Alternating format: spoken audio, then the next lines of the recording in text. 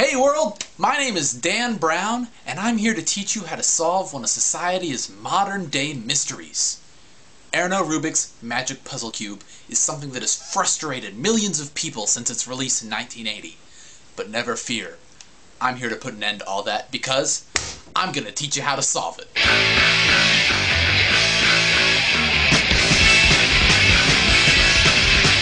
The first thing I'm going to teach you how to do is cheat. If you want to solve the Rubik's Cube without memorizing everything, twist the top layer 45 degrees, put your finger in here, or something else if it's an older cube, pry out that piece, and then you can take out all the pieces and rearrange it so that it's solved.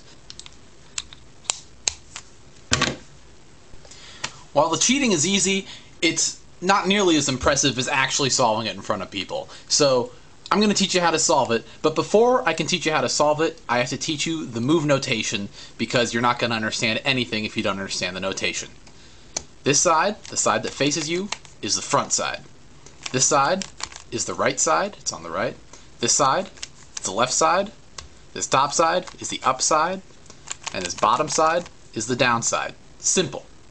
If I was to say front, it means you twist the front side clockwise. Clockwise as though you were facing the front side, because you are.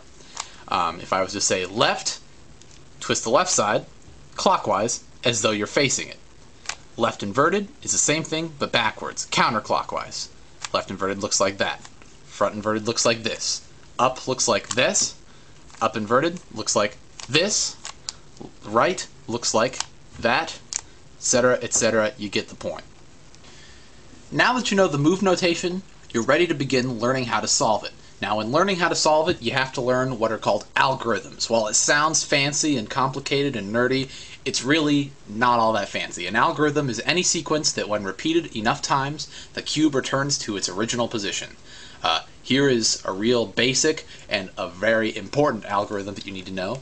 Right inverted, down inverted, right, down. If you repeat that 6 times, then the cube will go back to its original position. There was 1, 2, 3, 4, 5, 6, and there it is. Ladies and gentlemen, we have now reached the point where we are ready to scramble and begin learning how to solve the Rubik's Cube.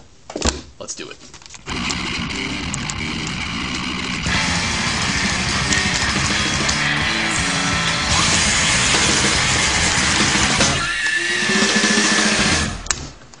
Scrambled and ready to begin solving.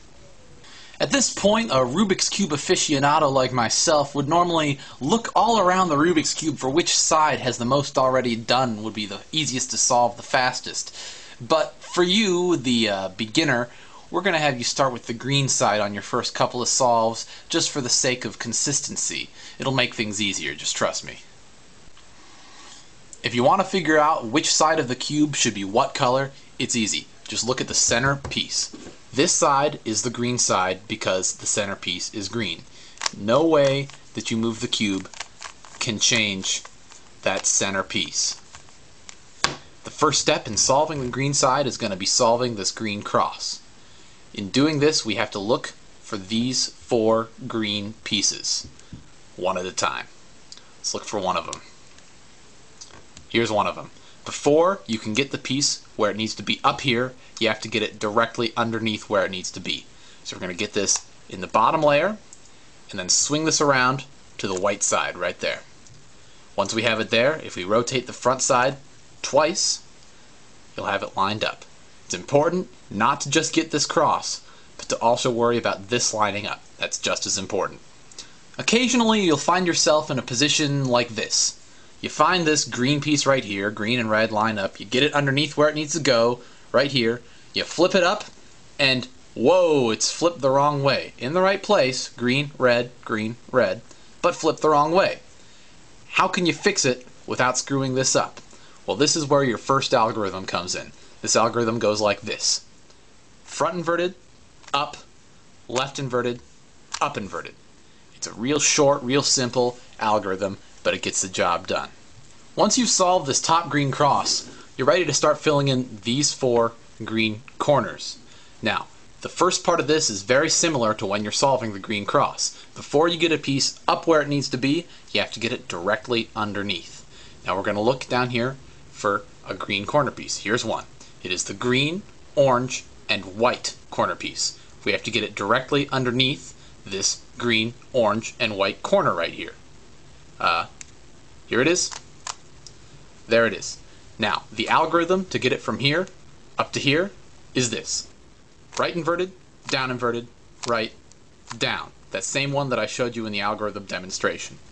Now, you're going to need to do this multiple times until this is in the correct place with the correct orientation. So repeat it. Right inverted, right, down. Right inverted, right, down. Right inverted, right, down. Right inverted, right, down. And there it is. Depending on the orientation of this cubelet when it's directly underneath where it needs to be up here, you're going to have to do the right inverted, right, down algorithm a different number of times. Like you saw before, it took 5 times. In this case, when it's directly underneath, it'll take 1, 2, 3 times. And sometimes it'll take just once. Once you've gotten all the corner pieces up here, congratulations, you've solved the first side of the cube. But if you've done it correctly, not only have you solved the first side of the cube, you've also solved the entire first layer.